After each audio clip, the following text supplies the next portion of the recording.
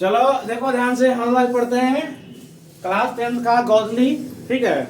वर्णिका तुम लोग को पढ़ा दिए थे, ठीक है। गौदली में एक पहला चैप्टर आता है कि श्रम विभाजन और जाति प्रथा। सुनना ध्यान से, श्रम विभाजन और जाति प्रथा। इसका सबसे पहला व्यक्ति में क्वेश्चन आता है तो इसका लेखक कौन है, तो डॉक्टर भीमराव अम्बेडकर, ठीक है। इनका जन्म कब हुआ था? 14 अप्रैल 1891 में महू मध्य प्रदेश। बोर्ड पे लिखा हुआ है, देखो ध्यान से। लेखक का मतलब परिचय में सब बता दिए हैं, और अब एग्जाम के समय है तो उतना भी समय नहीं है कि तुम लोग को अब इसके बारे में पूरा कहानी सुनाया जाए। और ये इंपॉर्टेंट क्वेश्चन सब होगा, तुम लोग करवा देते हैं, ठीक है। क्वेश्चन भी समझा देंगे, ठीक है। पूरा चैप्टर को बता दे रहे हैं, मतलब हर एक चैप्टर बाई चैप्टर क्वेश्चन करवा देंगे जो होगा, मतलब एग्जाम टाइप के क्वेश्चन जो होगा उसको लिखवा देंगे, ठीक है। और उसके बाद एग्जाम जब तक रहेगा, मतलब वीडियो अपलोड कर देंगे तो, और तुम लोग देखते रहेगा तो क्या हो जाएगा, इसका डिवीजन करते रहेगा। एक बार क्या वीडियो बना दिए, एक बार तुम इसको लिख लिया, घर जाके एक बार कोई खोल के पढ़ लिया। उसके बाद अगर तुम रोज ना तो एक बीच का वीडियो खाली देखता है ना, अगर वीडियो मतलब 1 घंटा का बन गया 2 घंटा का, 1-2 घंटा के वीडियो में ही मतलब पूरा चैप्टर लगभग हो जाएगा। डेली देखेगा क्या होगा, तुम्हारा रिवीजन हो जाएगा, ठीक है। कोई चीज के ना तैयारी जो होता है ना, प्रैक्टिस करना पड़ता है, रिवीजन नहीं करेगा प्रैक्टिस से क्या बुलाया जाता है, ठीक है। चाहे उसको दिया फिर जाएगा था, चल जा बुआ, घर जाके याद करना उर्दू। चलो देखो, बताओ श्रम विभाजन और जाति प्रथा क्या हो गया, बोलो। पाठ का नाम क्या हो गया? पाठ का नाम। इसका लेखक कौन है? भीमराव अम्बेडकर। डॉक्टर भीमराव अम्बेडकर। कहाँ के थे? महू मध्य प्रदेश। इनका जन्म कब हुआ? 14 अप्रैल 1891 में। मृत्यु कब हुआ? 1956 में। कब हुआ? 1956 में। किसी को दिक्कत? नहीं। सत्यम दास को सही बता दो पहले। याद हो गया? श्रम विभाजन जाति प्रथा लेखक कौन है? डॉक्टर भीमराव अम्बेडकर। जन्म कब हुआ था? 14 अप्रैल 1891 14 अप्रैल 1891 में। मृत्यु कब हुआ था? 1956 में। घर कहाँ था इनका? महू मध्य प्रदेश। महू मध्य प्रदेश। कहाँ था? महू मध्य प्रदेश। उसके बाद सुनना ध्यान से, अब इसमें एक पहला क्वेश्चन क्या आता है, सो ध्यान से कि देखो, जाति प्रथा भारत के बेरोजगारी का एक प्रमुख और प्रत्यक्ष कारण कैसे बनी। यानी क्वेश्चन कर रहा है, क्वेश्चन समझो पहले कि जाति प्रथा भारत में बेरोजगारी का एक प्रमुख और प्रत्यक्ष कारण कैसे बना। ये क्वेश्चन में है, मतलब इस क्वेश्चन में तो कहते हैं डॉक्टर भीमराव अम्बेडकर ने श्रम विभाजन और जाति प्रथा में लिखा है कि जाति प्रथा पेशे का दोषपूर्ण मतलब क्या, पूर्व मतलब क्या, पूर्व मतलब पहले से निर्धारित ही नहीं करती, क्या लिखा हुआ है, पहले से निर्धारित ही नहीं करती, बल्कि मनुष्य को जीवन भर के लिए एक पेशे में बांध देती है। अतः इस प्रकार पेशा परिवर्तन की अनुमति नहीं देकर जाति प्रथा भारत में बेरोजगारी का एक प्रमुख कारण है। तो बताए अपना बाबा में, तो क्या हो गया, अगर सपोज करो जिस जाति में जन्म लिया है ना, तो क्या हो गया, उसी जाति में तुमको रह के उसी जाति का पेशा करना पड़ेगा, ठीक है। अगर बढ़ई है तो बढ़ई काम करना पड़ेगा, नाई है तो नाई काम करना पड़ेगा, अगर ब्राह्मण है तो वो काम करना पड़ेगा। इसमें क्या है, लोग घर के भी चाहे आसपास के भी मतलब बांध दिया है, ठीक है, कि फलना वाला तो अपन काम ना कर, अपन काम होगा, अपन काम में हुनर होना चाहिए, लोग कहता है। इसी कारण से क्या होगा कि मतलब आदमी चाह के भी अगर कोई काम करना चाहता तो नहीं कर पाता है, ठीक है। इस कारण से क्या है, जाति प्रथा भारत में जो है ना बेरोजगारी का प्रमुख और प्रत्यक्ष कारण बन गई है। कैसे, तभी बता दिए कि अगर एक लोहार है तो उसको अगर ठीक है, उसको आज़ादी मिल गया, अब के नया युवा पढ़ा लिखा है तब वो काम छोड़ के आगे बढ़ रहा है, ठीक है। लेकिन इसके पहले जो व्यक्ति पढ़े लिखे कम थे, उसको घर में कहा था कि अपन काम हो, अपन काम करना चाहिए, बाबू कल तू ना कर पा, सीख ला। जहाँ सीखने लगेगा 4-5 रुपये आने लगेगा, क्या हो गया, लालच हो गया, कमा रहे हैं, आप छोड़ दिए, अलग पढ़े लिखे नहीं, पैसा ये रहा है, लेकिन उसी कारण क्या हुआ, आगे हुआ नहीं बढ़ा, ठीक है। तो यही बता रहा है कि डॉक्टर क्या बोलते थे कि श्रम विभाजन और जाति प्रथा में लिखे हैं कि जाति प्रथा पैसे का दोषपूर्ण है। पैसा ही क्या है, पहले से क्या कर दिया कि तुम फलना जाति में है, फलना काम करो, तो जीवन भर के लिए अगर वो काम सीख लेगा ना, उसी में तू बहा जाएगा। अगर नाई है ना, नाई काम सीख लिया ना, पूरा काम आ गया ना, अगर तू उसको नहीं मतलब फोकस कर लेगा, इलाज कर लेगा, पैसा हो गया। बच्चा है, पढ़ा लिखा नहीं, मैट्रिक कर लिया, 8वां कर लिया, काम सीख लिया, 100-200 रुपये आने लगा उसको, आने लगा ना उसको, अब देखेगा चल पैसा कमा रहा है, कहानी खत्म। उसके आगे कुछ कर पाएगा वो? जिंदगी भर वही करता रहेगा। ठीक है, जब तक पढ़ाई लिखाई नहीं करेगा, आगे नहीं बढ़ेगा, उसका माइंड क्या होगा, तेज होगा? नहीं होगा। तो वही क्या है, उसी पेशा में वो रह जाता है। यही कारण क्या है, वो एक तरह से बेरोजगार हो गया, नहीं चाह के भी। अब क्या है बेरोजगारी, क्या है, तो हम काम करना चाह रहे हैं, ठीक है, काम करना चाह रहे हैं, लेकिन उस मतलब मेरा कबीले तो बहुत बढ़िया है, उस लायक काम नहीं मिल रहा है। मजबूरी में हम अगर भुजा बेच रहे हैं तो क्या है, बेरोजगारी है ना। भुजा कैसे दिन बेचेंगे, जब सीजन रहेगा बेचेंगे, और क्या होगा, नहीं बेचेंगे।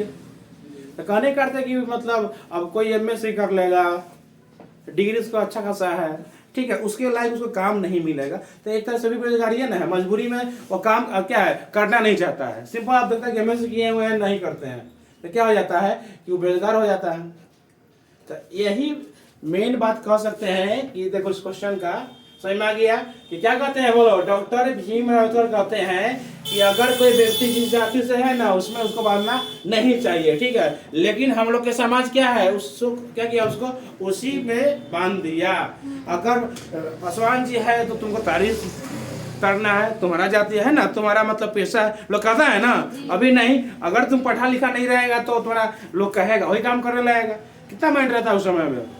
तो यही बता रहा है, देखो मेन क्लियर इसका यहाँ करना बता रहे हैं कि देखो, जाति प्रथा पेशों का दोषपूर्ण पूर्ण रियायत ही नहीं करती, बल्कि मनुष्य को जीवन भर के लिए क्या करता है, पेशा में बांध देता है। ठीक है, तारी उतार रहा है आज में, देखो हम 10 साल पहले देखे तारी उतारा था, आज भी जाकर देखो तारी उतरता है आज, है ना। 10 साल पहले देख रहे थे, वही व्यक्ति तारी उतार रहा है, उतार रहा है ना, क्या हो गया, जीवन भर के लिए उसमें पेशा में बना गया।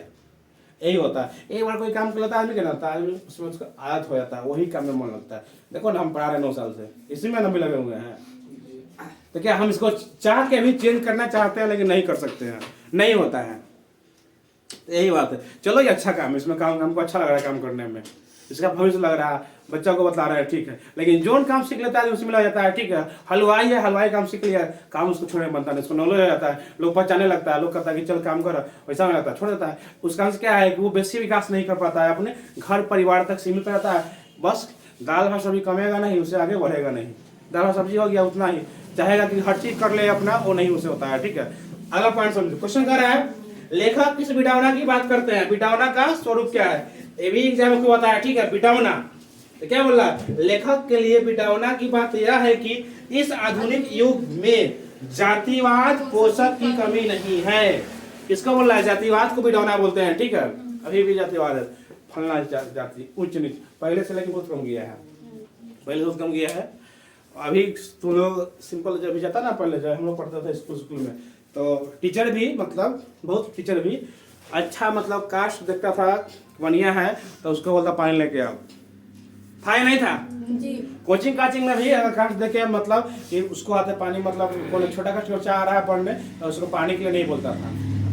कई बार हम देखे हैं सही कास्ट के बढ़िया लड़का देखेगा तो उसको बोला पानी हुआ लेके आओ, तू पिया हुआ, उसका मानदान में जो छोटा दलित परिवार से उसको नहीं होता था, लेकिन पहले से वही बहुत चेंज हुआ है। ठीक है, यही बोल रहा है कि लेखक बोल रहा है किस विडंबना की बात करते हैं, तो लेखक और उसका स्वरूप क्या है, इन्होंने बोलते हैं कि लेखक के लिए विडंबना की बात यह है कि इस आधुनिक युग में, मतलब अभी के भी युग में जातिवाद के पोषण की कमी नहीं है, अभी भी जातिवाद की कमी नहीं है। अभी भी देखो ना, जो बड़े कास्ट लोग है, छोटे कास्ट लोग का मतलब क्या करता है, मतलब शोषण करता है, बोलता है कि फलना जाति ऊंच नीच भेदभाव बहुत तरह का होता है। ठीक है, पहले क्या था कि बड़े जातिवाद कैसे नहीं था, बड़ा मतलब जो भी कास्ट के लोग था, मतलब हम लोग जाते थे या कोई भी बैकवर्ड जाता था तो वहाँ पे उसके फ्री में कुर्सी पर बैठना तुमको अनुमति नहीं था, उसके भी चप्पल बाहर खोल के जाना पड़ता था उसके दरवाजे पे। अभी है क्या वैसा, पहले से कम गया था, अभी भी कहीं कहीं है। वही बोल रहा है कि क्या जातिवाद एक विडंबना है। ठीक है, समझ में आ गया। क्वेश्चन कहा कि लेखक किस विडंबना की बात करते हैं, तो याद करना कि लेखक कहते हैं कि जातिवाद सबसे बड़ी विडंबना है अभी भी युग में। ठीक है, अगला क्वेश्चन, लेखक आज के उद्योग में गरीबी और उत्पीड़न से भी बड़ी समस्या किसे मानता है? क्वेश्चन समझेगा, आंसर अपने आप समझ में आ जाएगा। क्या बोल रहे हैं लेखक कि आज के भी युग में, है लिखा हुआ है, आज के उद्योग में, उद्योग में क्वेश्चन आएगा, बात नहीं सही है। आज के उद्योग में गरीबी और उत्पीड़न से भी बड़ी समस्या किसे मानते हैं? किसका मानते हैं मतलब? देखो सबसे बड़ी क्या है, जाति प्रथा जो है ना बहुत बड़ी समस्या है। बता दिए ना, जाति प्रथा अभी भी खत्म हो रहा है क्या?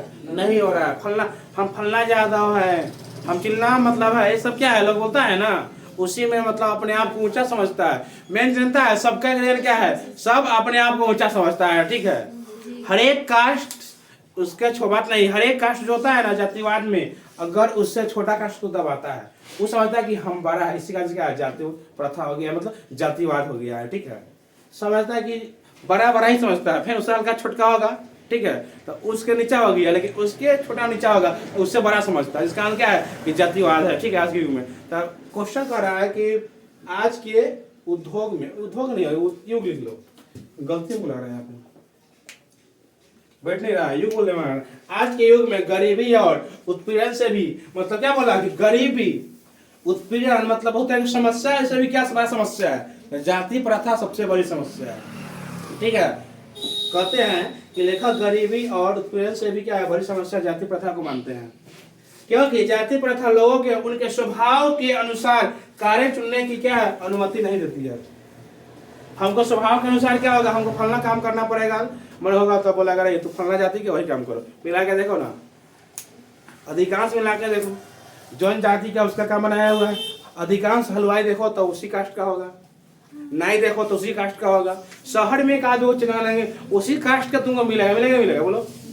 तो वही बोल रहा है कि उसका वही काम मिलता है, उसके अगर और काम चाहता है, सपोज करो कि क्या है, कोई चाहेगा राम जी कि हम काम करते हैं हलवाई का, सिंपल सी बात है, उसको कोई खाना उसका नहीं खाएगा, खाएगा होटल का, उसको बुलाएगा नहीं बुलाएगा, यही तो प्रथा है, यही ना है। कोई पासवान जी मतलब क्या बोलते हैं, तारीख है उसका बिजनेस है, वो चाहेगा कि जिससे हम निकल के अच्छा काम करते हैं, मतलब खाना बनाते हैं भोज का, कोई गाया खाएगा नहीं करेगा। तो यहाँ मेन पॉइंट यहाँ ये हो जा रहा था, यही बोले कि देखो गरीबी से भी बड़ा समस्या है जाति। ठीक है, तो वही लिखा हुआ है कि लेखक गरीबी और उत्पीड़न से भी बड़ी समस्या जाति प्रथा को मानते हैं, क्योंकि जाति प्रथा लोगों का उनके स्वभाव के अनुसार कार्य चुनने की अनुमति नहीं देता है। मेरा स्वभाव है उसका अनुमति दे देता, अभी भी है कि नहीं है बोलो? नहीं कर सकते हैं। ठीक है, चलो फिर आगे कुछ और देखते हैं।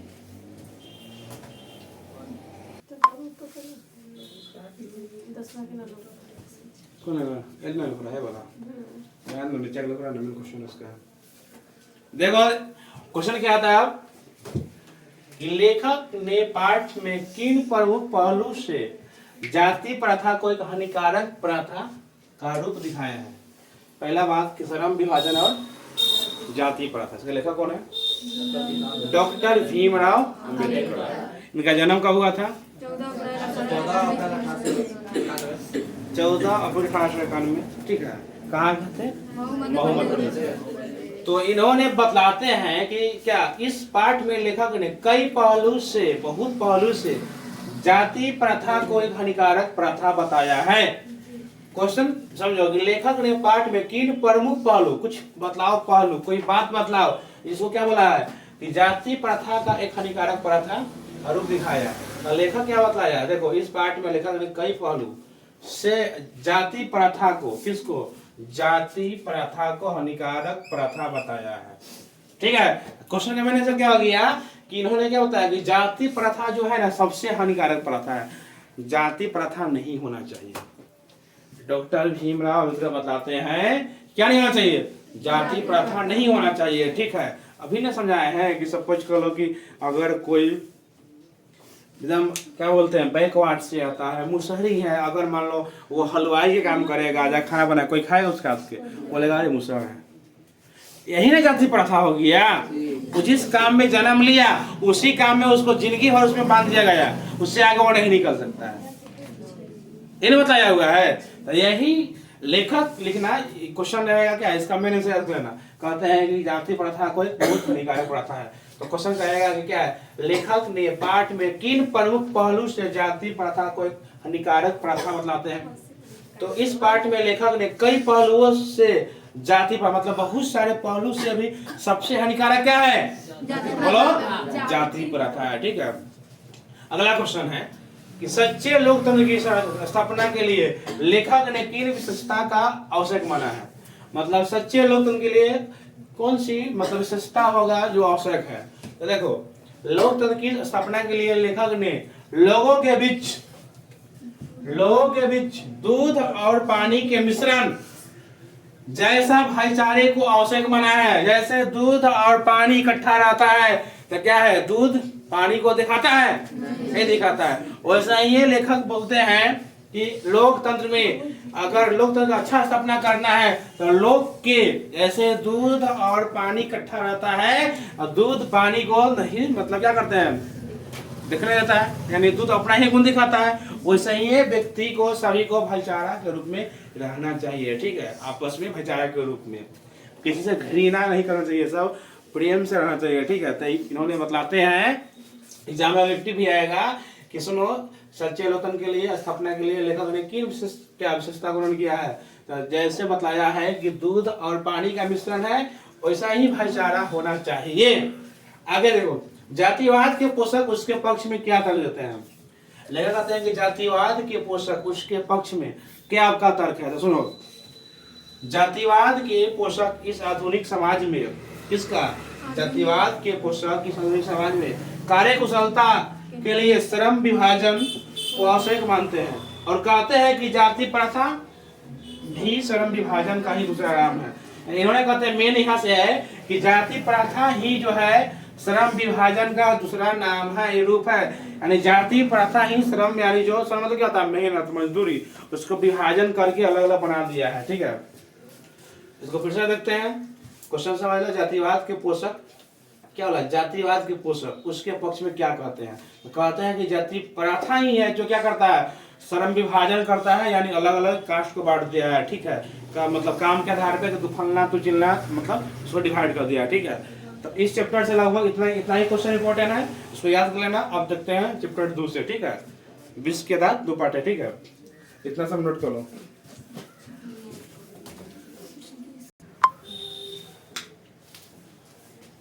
चलो, 2 पार्ट क्या था, 20 के दांत, है ना। तो देखो, ये कहानी बहुत अच्छा है, थोड़ा कहानी भी तुम लोग समझाते हैं, इसका करा देंगे, कहानी सिखा देंगे ना, इसका क्वेश्चन करा देंगे इसके बाद में। ठीक है, पहले इसके बारे में कुछ सारांश टाइप से लिखवा दिए हैं, कुछ मुख्य बिंदु बता दें कुछ। ठीक है, पहला था पार्ट 2 20 के दांत। 20 के दांत क्या बोल रहा है, 20 के दांत, इसका लिखा कौन है, शर्म क्या बोल रहा है, नलिनी विलोचन शर्मा। ठीक है, 20 के दांत लिखा कौन है, नलिनी विलोचन शर्मा। इनका जन्म 1916 कहाँ हुआ था, पटना के बदरघाट, उसका बदरघाट ही बोलते हैं। बोलो, बैंक में अथी देले है सही, बदरघाट देले बोल गए ना, ठीक है, बदरघाट। देखो, गांव पटना क्या है, बदरघाट, यानी इसको बोलते हैं बदरघाट बोलते हैं। निधन हुआ इनका कब, 1961 में। कब हुआ, 1961 में। मतलब इतना हो गया लेखा का परिचय। 20 के दांत कौन लिखा, नलिनी विलोचन शर्मा। इनका जन्म कब हुआ, 1916। मृत्यु कब हुआ, 16 है ना, ध्यान करना, 6 करने का जाएगा 61 क्या हो गया, तो मृत्यु 16 में, सॉरी मृत्यु कितना, 61 में, जन्म 16 में। कहाँ पे था, पटना के बदरघाट, यानी बदरघाट बोलते हैं। ठीक है, उसको। अब मेन पॉइंट आता है, इन्होंने एक कहानी लिखी है 20 के दांत। 20 के दांत जो है ना, ये कहानी में एक सेन साहब है, एक सेन साहब है, उनको एगो बेटा है। क्या बेटा है, एगो बेटा है, और उसका बेटा का उनका नाम क्या है मालूम है, कासू। क्या नाम है, कासू। और उनका एक मंत्री है जिनका नाम क्या मालूम है, गिरधर लाल। उनका जो बेटा है मदन, क्या है, मदन, मदन नाम है। उसके बाद सेन साहब के 5 वो लड़की है, पुत्री है। ठीक है, सुनना, कहानी समझा रहे हैं। सेन साहब के ना, सुनना कोई बोलेगा नहीं, मतलब बहुत जतन से कहने का 5 गो बेटी के बाद एगो बेटा जन्म लिया, समझ रहा है। तो कहने का अर्थ क्या है कि उनका घर में अंधेरा को उजाला लाया। तो होता है घर में ना वैसे लड़की हो जाने पर ना मतलब लोग के थोड़ा आशा खत्म हो जाता है। तो उनका माता पिता दोनों मतलब हुसैन साहब और उनके पत्नी का आशा खत्म हो गया था। तो लोग कहता है ना कि क्या बोलते हैं, पत्थर पर जो भी जमलैया, तो वही बात था। मतलब इनका जो बेटा का जन्म हुआ किसका, कासू का, समझो कि पत्थर पर दुभी जमा, ठीक है। वही वाला बात है कि पत्थर पर दुभी जमना क्या बहुत मुश्किल है ना। तो वही क्या है कि हुसैन साहब ना 5 बेटी को बहुत मतलब उसको टाइट से रखते हैं। अगर उसको हंसना भी है ना तो मतलब थोड़ा देखना पड़ता है कि अब कैसे उसको चलना है, नहीं हंसना है। अगर हंस भी दे रहा है तो उसको मतलब हुसैन साहब जो है उसको बोलने लगते हैं, ठीक है। माने बहुत टाइट, बहुत मतलब सख्ती कर उनसे। लेकिन बेटा जो था उसको बहुत मानदान, क्योंकि एगो बेटा था, 5 गो बेटी के बाद जन्म लिया तो उसको थोड़ा बहुत मानदान हो रहा था, ठीक है। पहले बताते हैं तो क्या हुसैन साहब की एक कार्ड था जिसका रंग क्या था, काला था, है ना। कितना में गिरे थे, 7500 रुपया में, यानी 7500 में कार गिरे, ठीक है। उसके बाद हुसैन साहब अपनी पुत्री को किसके तरह, कठपुतली की तरह समझते थे। मतलब उसको कठपुतली समझता है कि जैसे घुमाओ वैसे घूम जाएगा, ठीक है। और अपने बेटे को इंजीनियर, अपने जैसा इंजीनियर या बिजनेसमैन बनाना चाहते थे।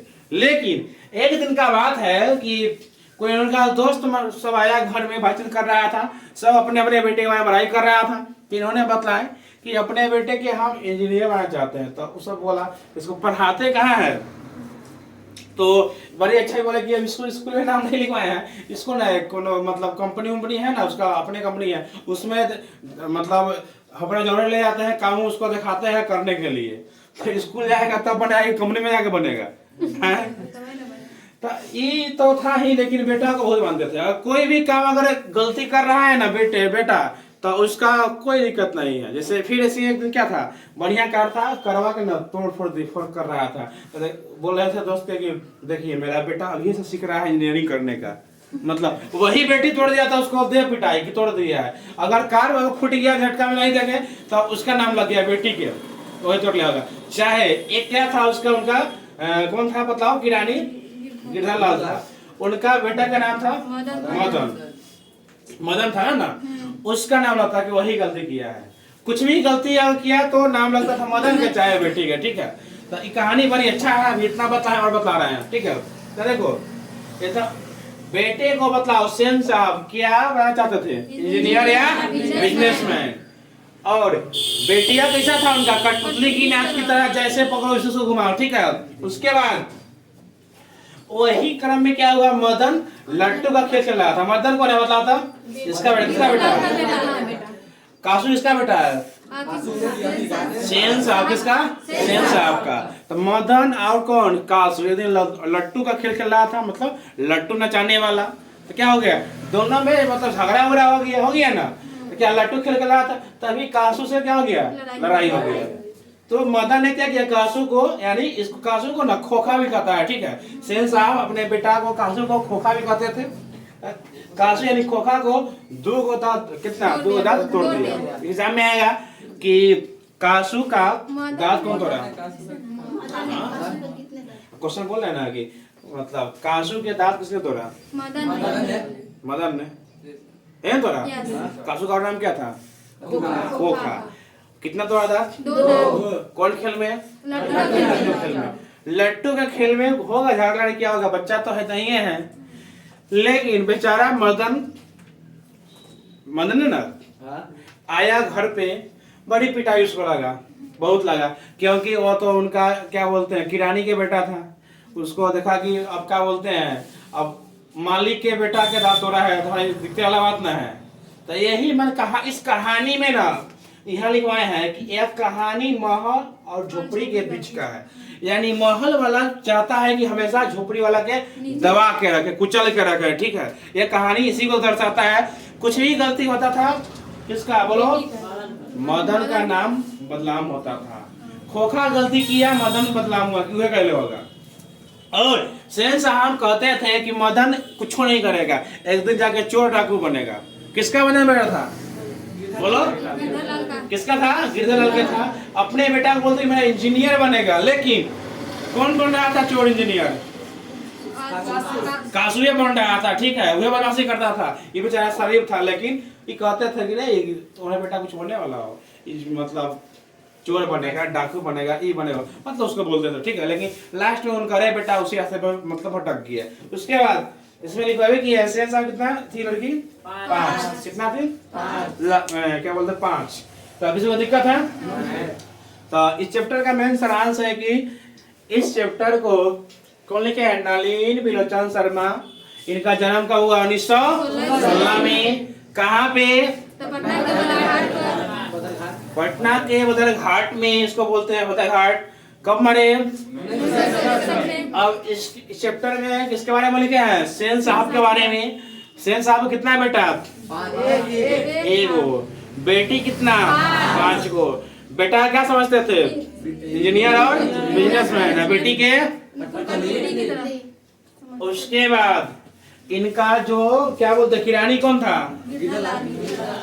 और गिरधर के कितने बेटा का नाम क्या था? मदन। और मदन कासू के बीच में क्या हुआ? क्या लड़ाई हुआ था? लड्डू खेल में। क्या बेईमानी कहला होगा पक्का ही? क्या कि कौन भाई कहला होगा? ये सेन साहब के बेटा बदमाश कासू नाम है, काशी के नासी होवे करेगी, बस होवे करेगा। तो बदमाशी कहला होगा, तो बेचारा परियार था ही, लेकिन पिट जाने वाले से तू खत्म कर दिया। लेकिन उसके बाद बेचारा पिटाया मदन घरे आने पे। क्या? अच्छा, कार के एक दिन ऐसा ही है, शीशा से तोड़ दिया। कौन तोड़ दिया था? कासू। कौन मार खाया? मैंने गलती कर दिया था कासू। ये किसमिस का आदत को तो निकाल दिया। चल बड़ी तो अति खत्म कर देगा। तो इतना समझ में आ गया। तो मतलब हमेशा किसके बीच होता है? ये कहानी महल और झोपड़ी के बीच है, और महल वाला चाहता है कि झोपड़ी वाला के हम कुचल के हमेशा रखे। दोनों का दिक्कत नहीं। अब इसका मेन क्वेश्चन करवा दे रहे हैं, ठीक है। उसके बाद नलिन बिलोचन शर्मा जो थे ना, कहाँ के थे? पटना के थे ना। इन्होंने एक कहानी लिखी जिसका नाम है विष के दांत। ये बताया ना, जिसमें एक सेन साहब के बारे में बताया। क्या? तो इस चैप्टर का देखो मेन क्वेश्चन क्या है, देखो बता रहे हैं। सेन साहब के परिवार में बच्चों के पालन पोषण में किए जा रहे हैं लिंग आधारित भेदभाव को अपने शब्दों में लिखे। लिंग मालूम है, मेल फीमेल नहीं होता है। वीडियो ठीक रहेगा? चलो देखो तो क्या बोला, सेन साहब के घर में बच्चों के पालन पोषण में लिंग के अनुसार से भेदभाव किया जा रहा था। इतना तो हम लिखवा दिए हैं, लेकिन इसको रिपीट कर दिए हैं, ठीक है। इसका मेन आंसर यहीं से होगा, लेकिन इसने कहानी बतला दी है, तो तुम लोग इसका कहानी भी सुन के याद कर लेगा। ऐसा नहीं कि हम जो लिखवाए हैं उसी को याद करना। सब ध्यान दो। तो उनकी लड़कियां के लिए पढ़ने, खेलने एवं हंसने के लिए अलग अलग नियम बनाए गए थे। उनको लड़कियां के खुल के हंसने का अधिकार नहीं था। बताया ना तुम पहले कि उनको खुल के हंस नहीं सकता है, किसी से बात नहीं कर सकता है, ना बोल सकता है, ना घर से बाहर निकलना है, बहुत नियम था। लेकिन उनके बेटा क्या था? बोलो। कासू था, उसके लिए कोई नियम नहीं है। उसको जो मन करे से करे, कोई दिक्कत नहीं है। कार को तोड़ भी दे रहा है तो मतलब इंजीनियरिंग कर रहा है बेटा मेरा। क्या नियम था? क्या जैसे क्या था कि मतलब उसका नियम का क्या हुआ कि बेटा उसका बिगड़ गया, ठीक है। बच्चा के खूब मानो, लेकिन अगर बदमाशी करे तो खूब थोड़ो, मतलब मानो भी बहुत, लेकिन अगर कहीं गलती कर रहा है ना, माता पिता को उसको और गलती जहाँ भी कर रहा है पैरों तक जो, तो उसको कल से कचार दो घर बैठ के, बिगड़ेगा नहीं। ना तो वही के आदमी छोड़ते जाता है ना तो बिगड़ जाता है लड़का। तो यही लिखा हुआ है कि सेन साहब के घर में लिंग के आधार पे, मतलब उनके लड़कियों को कठपुतली की नाच की तरह समझते थे। उसको जब घुमाओ इन्हें ताको, उन्हें नहीं तकना है, हंसना नहीं है, कहीं बोलना नहीं है, घर से बाहर नहीं निकलना है। बहुत तरह का नियम था, लेकिन लड़के के लिए कोई नियम था नहीं था। सही में आ गया? तो यही लिखवा दिए कि सेन साहब के घर में बच्चों को पालन पोषण में लिंग के अनुसार बहुत भेदभाव था। उनकी लड़की के लिए पढ़ने, खेलने, हंसने सब के लिए नियम था, लेकिन लड़का के लिए कोई नियम नहीं था। तुमको जो करना से करो, ठीक है। अगला क्वेश्चन करता है, खोखा किस मामले में अपवाद था? खोखा कौन था? मतलब सेन साहब का बेटा। उसका नाम क्या था? कासू। क्या नाम था? कासू। देखो, सेन साहब का बेटा कासू घर में बनाए गए नियमों के मामले में अपवाद था, मतलब इस पर कोई नियम लागू नहीं होगा।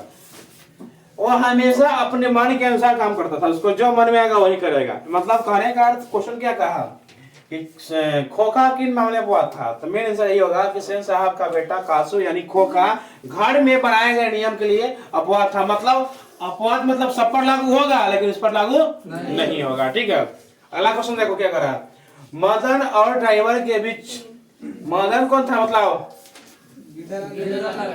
बेटा, किसका बेटा, वो कौन था तो उसका किरानी था। तो मदन और ड्राइवर के बीच के विवाद के द्वारा कहानीकार क्या बताना चाहता है, क्या कहानीकार बोल रहा है। सुनो ध्यान से क्वेश्चन कि मदन और ड्राइवर जो गाड़ी के ड्राइवर हैं उसके बीच के विवाद के द्वारा, मतलब दोनों के बीच विवाद के द्वारा कहानीकार क्या बताना चाहता है। तो देखो क्या कर रहा है, मदन और ड्राइवर के बीच विवाद के द्वारा कहानीकार बताना चाहता है कि महल वाले कभी भी नहीं चाहते हैं कि झोपड़ी वाले के बच्चे उनके कीमती सामानों के आसपास भटके। मतलब हो सकता है कि जो गरीब था सेन साहब का, उसके पास अगर मदन जा भी रहा है ना तो कहता कि तोड़ देगा, ए साइड है ना, वही कहता है, अभी देखना काम है नहीं उजारा फोड़ देगा, लेकिन अपन लेकर जाएगा तो कोई दिक्कत नहीं है। मतलब यहाँ क्लियर क्वेश्चन कर रहा है नीचा से कि महल वाला कभी भी नहीं चाहता है कि झोपड़ी वाला के बच्चे उनके कीमती सामान को आसपास भटके। छू लिया तो जुल्मे है, नहीं रहता है, अरे तू वहां जा रहा है ऑटो साइड वही कहता है सब। मतलब गरीब का कहीं गुजारा है नहीं। ठीक है, मान लो अगर पैसा वाला कौन कार में उसका लगाया हुआ है, कोई गरीब के बेटा को सुचारने का मन होगा, क्या वहां जाकर बैठा देगा उसको, नहीं बैठाएगा, बैठाएगा उसको।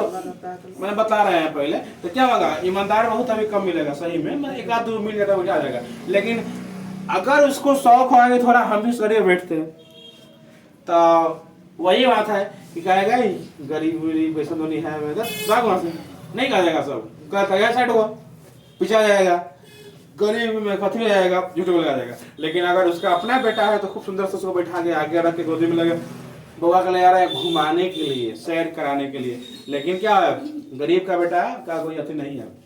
तो गरीब के बेटा के लिए क्या है, उसके बाबू का कंधे में पूरा दुनिया घुमा देता है, कंधा बैठा के, देखा है ना, मेला घुमाता है। बच्चा को लगता है कि सबसे बड़ा हम क्या है, कंधा घूमने के बाद पैसा उसको कहाँ मिलता है, कार में नहीं मिलता है। ठीक है, तो वही बताया मेन यहाँ से कि महल वाले कभी भी नहीं चाहते हैं कि झोपड़ी वाले के बच्चे उनके कीमती सामान के आसपास भटके। ठीक है, अगला क्वेश्चन देखते हैं, कोई बात नहीं करोगा, सुनो लिखिएगा अभी तक। भाई देखो क्वेश्चन क्या है, अब क्वेश्चन बता रहा बात नहीं। अगला क्वेश्चन, कासू और मदन के बीच झगड़े का कारण क्या था, सबको मालूम है क्या था।